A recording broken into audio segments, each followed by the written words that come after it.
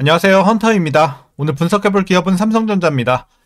자, 이제 작년 하반기에 주가가 크게 꼬꾸라지면서 반토막이 났죠. 4만 전자까지 내려왔었고, 자, 이후에 최근에는 이제 박스권구간 안에서 좀 지지부진한 움직임 이어가다가 최근에 드디어 박스권 상단 깨고 올라가는 분위기 이어지고 있습니다. 자, 이제 확실히 좀 반등에는 성공한 것으로 보여지고 있는데 이게 본격적인 상승의 시작이 될 수 있을지 분석을 통해서 향후 주가의 흐름 알아보도록 하겠고요. 자, 이제 보유자분들 대응이 중요해졌습니다. 목표가 설정부터 물려 계신 분들의 대응 방법, 그리고 저가 매수의 기회로 여전히 진입 가능한 구간일지까지 신규 진입 관점에서까지 같이 알아보도록 하겠습니다. 자, 이어서 수급 상황입니다. 한 달 기준으로 개인과 기관이 팔았고요. 외국인이 샀습니다. 최근에도 거의 비슷한 스탠스가 유지가 되고 있습니다. 다만 이제 확실히 우리가 좀 봐야 될 거는 최근에 외국인의 수급이 굉장히 좀 크게 들어오고 있어요. 여기에 따라서 반등이 이어지고 있다. 그래서 최근에 외국인이 이제 주가를 끌어올리고 있다 보시면 되겠고, 이제 개인은 팔고 나가기 지금 바쁘죠. 그러니까 기존에 물렸던 사람들이 드디어 이제 손절 범위 내에 들어오니까 팔고 나가는 겁니다. 자, 이어서 신용 잔고를 확인해 보도록 하겠습니다. 0.2% 나오고 있고요. 굉장히 낮은 수치 유지가 되고 있습니다. 오히려 최근엔 더 내려왔죠. 자, 상당히 안정적이고요. 이어서 공매도는 여전히 금지가 된 관계로 분석은 생략하도록 하겠습니다. 하지만 이제 얼마 안 남았죠. 4일 후면 공매도가 드디어 재개가 됩니다. 자, 그럼 이어서 재무제표 분석 들어가 보도록 하겠습니다. 먼저 2020년도 매출부터 살펴보겠습니다. 236조, 279조, 300조 돌파. 자, 여기까지는 좋았죠. 하지만 이후에 자, 다시 한번 크게 눌렸고 250조에서 다시 올라오는 최근의 상황입니다. 300조, 319조 올해 기대가 되고 있고, 내년 후년에도 상승세 계속 이어질 것으로 보여지고 있습니다. 그래서 지금은 이제 계속해서 올라가는 구간 진입을 했고요. 자, 영업이익 보겠습니다. 35조, 51조 마찬가지로 여기부터 다시 한번 이제 하락이 진행이 됩니다. 43조, 6조까지 내려왔고요. 그리고 작년에 반등 성공 32조, 올해는 작년보다 이제 소폭 내려갈 것으로 보이면서 31조, 거의 비슷한 수준이긴 합니다. 그리고 내년부터 영업이익은 드디어 크게 올라갈 것으로 보여지고 있습니다. 이제 연간 기준으로는요. 그리고 후년에도 괜찮을 것 같고요. 자, 그래서 저점을 지나가고 있는 최근의 상황이고, 당기순도 마찬가지로 최근까지 눌리고 있는 분위기입니다. 그리고 내년부터 본격적으로 반등 시작할 것으로 보여지고 있습니다. 자, 그러면 이제 분기별로 전년 대비 영업이익만 한번 비교해 보도록 하겠습니다. 자, 지난 4분기에는 2조 8천에서 6조대로 크게 올랐고요. 1분기에는 좀 쉬어갑니다. 6조대에서 5조대로. 그리고 2분기도 마찬가지로 10조에서 6조로 크게 눌리는 분위기입니다. 물론 전분기 대비해서는 계속해서 올라가고 있는 상황이지만 어쨌든 2분기에는 역기저 효과까지 겹치면서 아쉬운 모습이고요. 이제 3분기부터 드디어 전년 대비 올라가는 구간. 소폭이긴 하지만 9조 1000에서 5000까지. 자, 그리고 이제 4분기는 나오고 있진 않지만 확실히 더 큰 폭의 상승이 예상이 되고 있습니다. 그래서 확실히 어쨌든 지금은 저점을 지나가고 있는 상황이다 보시면 되겠고요. 하반기에 더 기대를 해볼 수 있는 영업이익의 상황입니다.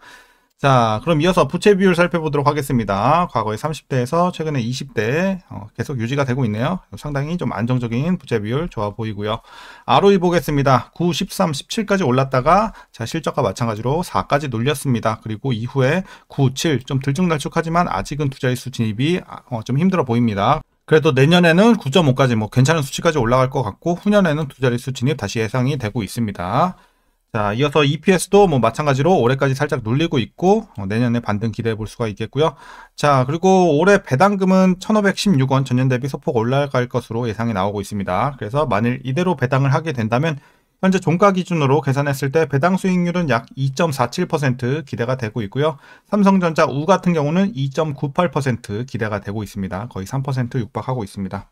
배당도 어느 정도 좀 해주고 있고, 이제 마지막으로 현재 PER 14.17배, PBR은 1.03배 나오고 있습니다. 그리고 현재 주가 밸류에이션 상황은요. 지금은 어쨌든 실적도 계속해서 이제 개선이 되고 있는 상황에서 그동안 안 좋았던 이런 반도체 업황도 확실히 좀 향후에 기대가 되는 최근에 소식들 계속 들려오고 있습니다. 그래서 재료까지 개선이 되다 보니까 이런 것들을 반영했을 때는 지금은 상당한 저평가 구간으로 판단을 하고 있습니다. 물론 최근에 좀 올라오긴 했지만 아직은 부족하다고 생각합니다. 훨씬 더 올라와야지 정상적인 주가의 상황이지 않을까. 그래서 저평가로 말씀드리겠고요. 지금 주가는 싸다 이렇게 말씀드리겠습니다. 자, 그럼 이어서 동사 관련 이슈 한번 살펴보도록 하겠습니다. 최근에 이제 업황 개선 조짐이 나타나면서 실적 개선에 대한 기대감도 커지고 있지만, 이제 삼성전자의 실적은 우리 좀 전에 체크했다시피 올해 1분기까지는 부진이 계속 이어질 것으로 예상이 되고 있습니다. 전방 시장 부진에 따른 모바일과 PC 재고 조정과 이로 인한 가격 약세가 반영이 됐고요. HBM의 높은 단가 수준에도 불구하고 물량은 줄어든 영향으로 보여집니다. 그리고 파운드리의 높은 재고와 저조한 가동률로 인해서 2조 7천억 원 수준의 적자가 예상이 되고 있습니다. 그래서 1분기까지는 좀 쉬어가겠다. 자, 그리고 최근 레거시 중심 메모리 산업의 주가 반등은 기대감 형성 구간으로 판단이 되고 있습니다.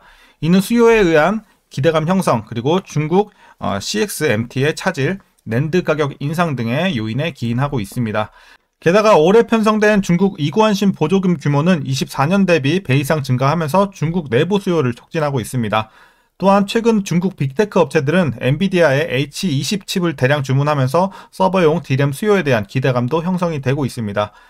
자, 이어서 이제 CXMT는 중국 내 LPDDR5X에 대한 수요에 대응하지 못하고 있는 상황이고요. DDR5도 빅테크 업체들의 요구 스펙을 맞추고 있지 못하는 것으로 파악이 되고 있습니다. 그리고 낸드 공급 업체들은 4월 10% 이상 가격 인상을 또 예고를 하고 있기 때문에 이런 점도 기대를 해볼 수 있는 상황입니다.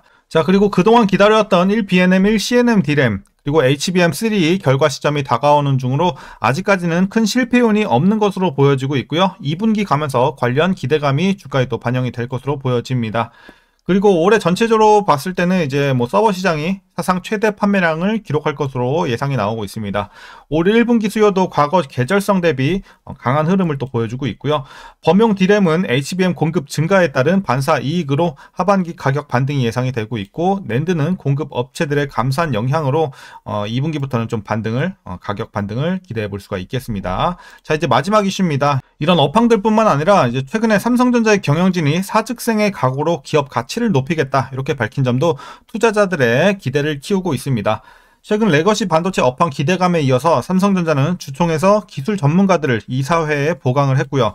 기술 경쟁력 회복을 위한 사직생의 각오를 피력한 점이 투심을 좀 회복시키는데 영향을 크게 줬다 이렇게 보여집니다. 그래서 최근에 이슈들 이 정도로 정리하겠고요. 뭐 상당히 호재들 많이 나오고 있는 상황입니다. 그동안 뭐 안 좋은 이슈들이 많았는데 지금부터는 슬슬 이제 기지개를 피고 있습니다. 자, 그럼 이제 마지막으로 여러분들 투자 전략 설명드리면서 영상 마무리하도록 하겠습니다. 자, 먼저 신규 진입 관점에서는 긍정적으로 말씀드리도록 하겠습니다. 일단 가격대만 봤을 땐 지금 진입하기 굉장히 좋은 가격이라고 생각을 합니다. 다만 최근에 이제 가파르게 좀 올라왔고 과매수 구간에 또 진입을 한 상황이기 때문에 지금 당장 들어가는 것도 가격은 나쁘진 않지만 개인적으로는 조금 기다렸다가 이제 단기 조정이 나오면 그때 들어가는 게 조금 더 현명하지 않을까라고 보고 있습니다. 그래서 어쨌든 지금 긍정적인 신규 진입 관점 말씀드렸고요. 이어서 보유자분들 대응 방법입니다. 먼저 목표가부터 설정하도록 하겠습니다. 자, 현재 목표가 83,000원 제시해 드리도록 하겠습니다. 한 요 정도 될 것 같네요. 그래서 전고점 근처까지도 지금은 열려 있다고 판단을 하고 있습니다. 83,000원 이제 상단 업사이드 많이 좀 보실 수가 있겠다라고 말씀드리겠고요. 그래서 최근에 들어가셨던 분들이나 기존에 물려 계신 분들이나 마찬가지로 이제 중장기로 좀 지금은 대응해 나가도 괜찮겠다라고 말씀드리겠습니다. 그래서 홀딩하는 관점 말씀드렸고요. 그럼 이제 마지막으로 위에서 물려 계신 분들의 대응 방법입니다.